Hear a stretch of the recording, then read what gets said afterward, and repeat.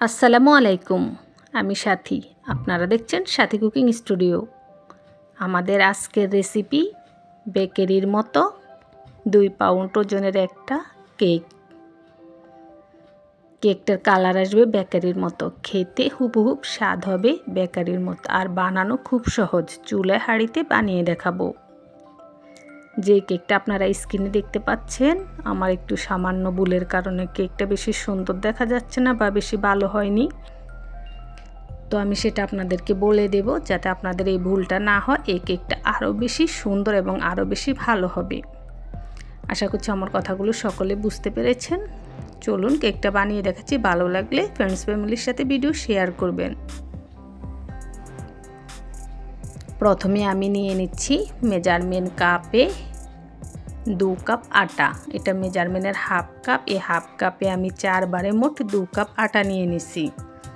মেজারমেন্টের 250 গ্রামের কাপ,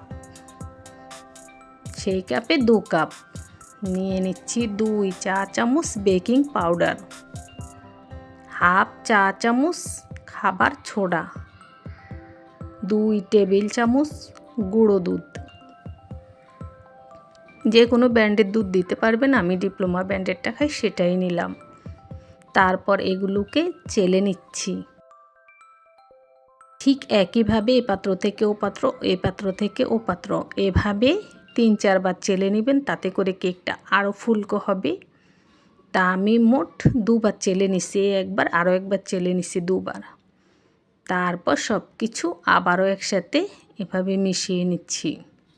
এতে করে যেটা হবে, বেকিং পাউডার ও খাবার সোডা খুব ভালো করে আটার সাথে মিশবে, কেক ভালো হবে।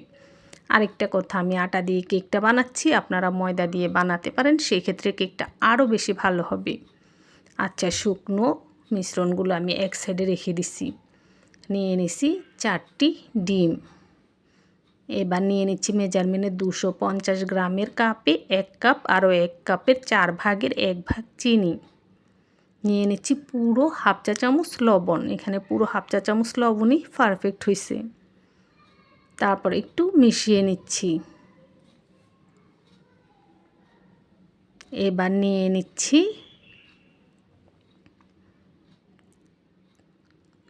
তেল। মেজারমেন্ট কাপে হাফ কাপ, আরও হাফ কাপের অর্ধেক, মানে মেজারমেন্টে 250 গ্রামের কাপে 1.25 কাপ সয়াবিন তেল নিছি। আর নিয়ে নিছি 1 টেবিল চামচ লেবুর রস। তো এই পর্যায়ে প্রায় 10 থেকে 15 মিনিটের মতো আপনারা কাঁটা চামচ বা হ্যান্ড বিটার দিয়ে নেড়ে নিতে পারেন। আমার বিরক্ত লাগছিল, তাই আমি 2 মিনিটের মতো ব্লেন্ডারে সব কিছু একসাথে ব্লেন্ড করে নিছি। যদি ব্লেন্ডার জগ থাকে, এভাবে 2 মিনিটের মতো ব্লেন্ডার করে নেবেন, বা ইলেকট্রিক বিটার থাকলে সেটা দিয়ে বিট করে নেবেন।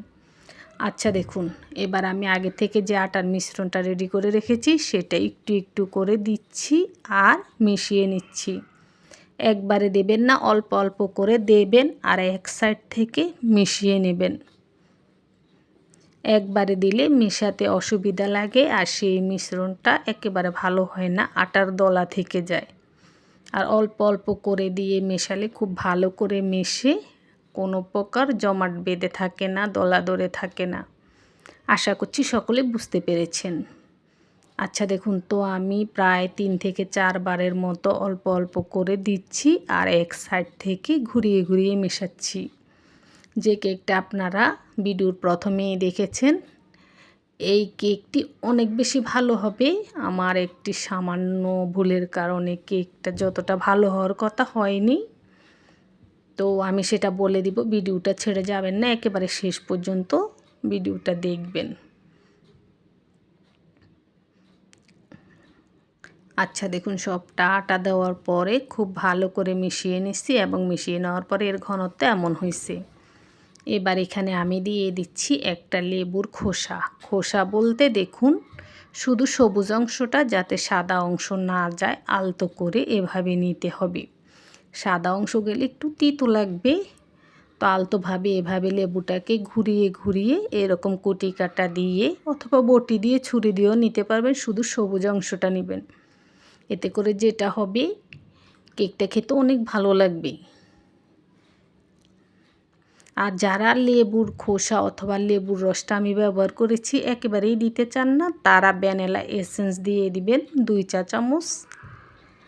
আর ভ্যানিলা এসেন্স না দিলে যে কোনো এসেন্স দিতে পারবেন, আপনার পছন্দের এসেন্সটা। তো আজকে আমার ভ্যানিলা এসেন্স বাসা নেই, তার জন্য আমি 1 টেবিল চামচ লেবুর রস দিছিলাম প্রথমে, আর এখন একটু লেবুর সবুজ খোসা দিয়ে দিছি। এতে করে লেমন ফ্লেভারে হবে কেকটা, খেতেও অনেক স্বাদ হবে। তারপর দেখুন খুব ভালো করে আবারও মিশিয়ে নিচ্ছি। মেশানোর পরে ঘনত্বটা দেখুন কেমন। অনেক সময় আটা তুলতে গিয়ে আটাটা একটু বেশি উঠে যায়, যার কারণে এর ঘনত্ব আর একটু বেশি হতে পারে। তো যদি সেরকম হয়, আপনারা 1-2 টেবিল চামচ লিকুইড নর্মাল তাপমাত্রায় থাকা দুধ দিয়ে মিশিয়ে নেবেন। মোট কথা ঘনত্বটা এমনই হতে হবে, এর থেকে পাতলা হলে হবে না, আবার এর থেকে ঘন হলেও হবে না। এই দেখুন আমি ভালো করে দেখিয়ে দিচ্ছি, ঘনত্বটা বুঝে নিন। ঘনত্বটা বুঝতে পারলেই কেক বানানো একদম সহজ, কোনো ব্যাপার না এটা। অনেকে মনে করে যে কেক বানানো অনেক কঠিন, ভয় পায়। বাসায় বানানো সব জিনিস স্বাস্থ্যের জন্য ভালো, রুচি তো দেয় খেতে নিজের হাতের জিনিস, তাই এভাবে বানিয়ে নেবেন। আচ্ছা দেখুন আমার যে ভুলটা ছিল, দেখুন এটা 9 ইঞ্চি 9.5 ইঞ্চি সাইজের একটা বাটি, এটাতে কেক বসাবো। তো এক টুকরো কাগজ দিয়ে, এটা লেখালেখির কাগজ দিয়ে তারপরে ভালো করে তেল ব্রাশ করে নিচ্ছি। তো এই বাটিতে যে আমি কেক বসাবো, এই বাটির নিচে অসংখ্য ছিদ্র, যেটা আমার মনেই ছিল না। আমি এই বাটিটায় আগে কেক বসাতাম, পরে এখন ছিদ্রগুলোর পরে আর কেক বসাই না। আজকে আমার মনে ছিল না, ভুল করে আমি বাটিতে কেক বসিয়ে ফেলছি, যার কারণে কেকটা যখন চুলায় দিই সেই ছিদ্রগুলো দিয়ে কেকের মধ্যে মেশানো তেলটা নেমে যায়, যার কারণে আমার কেকটা যতটা ফুলার কথা ততটা ফুলেনি, যতটা ভালো হওয়ার কথা ততটা ভালো হয়নি। আশা করছি সবাই বুঝতে পেরেছেন। তো আচ্ছা দেখুন এই হাঁড়িতে চুলার হাই হিটে 2 মিনিট হাঁড়িটা বসিয়ে রেখেছি। তারপর হাঁড়িতে একটা স্ট্যান্ড দিয়ে কেকের বাটিটা দিয়ে দিচ্ছি। এবার ঢাকনাটা দিয়ে চুলার আঁচ লো করে দিয়ে ঘড়ি ধরে পাক্কা 1 ঘন্টা এই কেকটা রাখবো। তো 1 ঘন্টা পর আপনারা ঢাকনা উঠাবেন, যদি দেখেন কেকটা হয়নি আবার আন্দাজ করে 20 মিনিট বা 25 মিনিটের মতো ঢাকনা দিয়ে ঢেকে রেখে দিবেন। ইনশাল্লাহ কেকটা ঠিকঠাক মতো হয়ে যাবে। তো তার আগে একটা কাজ আছে, সেটা হচ্ছে আমি 30 মিনিট কেকটা ঢাকনা দিয়ে ঢেকে রেখেছি। 30 মিনিট পর ঢাকনাটা সরিয়ে কেকের উপর কিছু কিশমিশ ও কিছু বাদাম দিয়ে দিচ্ছি। এতে করে উপরটা দেখতে ভালো লাগবে আর খেতে কিন্তু খুব ভালো লাগবে। আবার আপনারা এটাও করতে পারেন, কেকের মিশ্রণটা যখন মাখবেন তখন এই বাদাম কিশমিশ দিয়ে একবারে গুলে ফেলবেন, মানে মেখে ফেলবেন, সেক্ষেত্রেও খেতে ভালো লাগবে। দুভাবে বলে দিছি, যেভাবে ভালো লাগে সেভাবে করবেন। তো দেখুন আমি কারেক্ট টাইম ধরিনি, আমার কেকটা হইতে কতক্ষণ লেগেছে জানি না, মনে হয় 1 ঘন্টা 20-25 মিনিটের মতো লাগছে। কেকটা চুলায় দেওয়ার পরে আমি আসলে কেকটা নামানোর কথা ভুলেই গেছি, অন্য একটা কাজে খুব ব্যস্ত ছিলাম, যার জন্য এটা ভুলে গেছি। তো মনে পড়ার পরে এসে দেখি কেকটা ঠিকঠাক মতো হয়ে আছে। এখন ঢাকনা দিয়ে ঢেকে রেখে দিছি, কিছুটা ঠান্ডা হলে বের করে দেখাবো। এই তো কিছুটা ঠান্ডা হয়ে গেছে, একটা ছুরি দিয়ে 4 ছাট আলগা করে কেকটা বের করে নিছি। এই দেখুন আমার যে মনে নেই তার জন্য কেকটার নিচে একটু পুড়ে গেছে। তো এটা কোনো ব্যাপার না, বেশি একটা পড়েনি, পোড়াটাকে আমি ফেলে দিছি। তো আপনারা অবশ্যই কেক বসালে মনোযোগী হবেন কেকটার প্রতি, তাহলে এভাবে বেশি কালার চলে আসবে না। একটু বেশি কালার চলে আসছে, মনে হচ্ছে যে পোড়া লেগেছে, অতিরিক্ত পোড়া লাগেনি। আচ্ছা যাই হোক, এবার কেকটা মাঝ বরাবর কেটে দেখালাম কেমন হয়েছে। তারপর আমি কিছুটা অংশ ছোট ছোট টুকরো করে দেখিয়ে দিচ্ছি। আশা করছি যারা কেক ভালোবাসেন দেখলেই বুঝবেন যে কেকটা কতটা ভালো হয়েছে।